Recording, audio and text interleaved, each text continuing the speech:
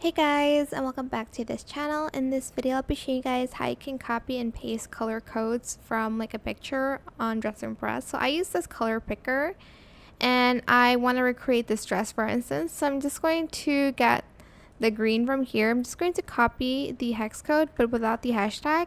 Go back to Dress to Impress and select the outfit that you want to use. I'm just going to select this corset here, and then you're just going to basically paste that color here, and that's pretty much it really. And yeah, you can color and paste the color of her hair as well if you'd like to. So copy, and then let's go back to Dress to Impress and then paste.